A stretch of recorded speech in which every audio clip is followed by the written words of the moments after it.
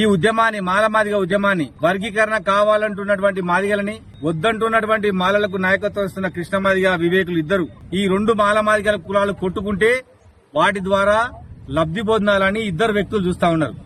నిజానికి కృష్ణమాదిగ సీఎం రేవంత్ రెడ్డితో ఉండి వర్గీకరణ సాధించుకోవాల్సి ఉండే. సుప్రీంకోర్టు తీర్పు ద్వారా వచ్చినటువంటి తీర్పుని బీజేపీకి ఆపాదిస్తా ఉన్నాడు. ఆయనకు వచ్చినటువంటి పద్మశ్రీ అవార్డు కమలం పార్టీ ఇచ్చినటువంటి అవార్డు, అది కమలం అవార్డు. మాదిగ జాతి ప్రయోజనాలు ముఖ్యం అనుకుంటే ఇంతవరకు ఏ నాయకుడు కూడా ప్రభుత్వంతో కొట్లాడి ప్రభుత్వం వ్యతిరేకంగా నిలబడే నాయకుడు ఉంటాడు గాని ప్రభుత్వం దగ్గర అవార్డు తీసుకునే నాయకుడు ఉన్నాడు. దాన్ని తిరస్కరించాలి. అట్లనే వీళ్ళిద్దరు కుట్ర చేసి రాష్ట్రంలో శాంతి భద్రత సమస్యను సృష్టించి వర్గీకరణను ఇప్పుడు చేయకుండా కుట్ర చేస్తా ఉన్నారు ఇద్దరు.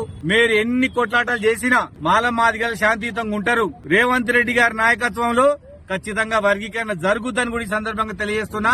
వర్గీకరణ జరగొద్దని వివేక్ ఉంది, వర్గీకరణ ఇప్పుడు జరగొద్దని కృష్ణమాదిగ ఉంది. ఎందుకంటే వచ్చే ఎన్నికల్లో మొత్తం మాదిగ జాతిని బీజేపీకి ఓట్లు వేయించి కిషన్ రెడ్డిని ముఖ్యమంత్రి చేసి బీజేపీ అధికారంలో తెచ్చి కృష్ణమాదిగ వర్గీకరణ అప్పుడు చేసుకోవాలన్న తప్ప ఇప్పటికే వర్గీకరణ రావాలని లేదు.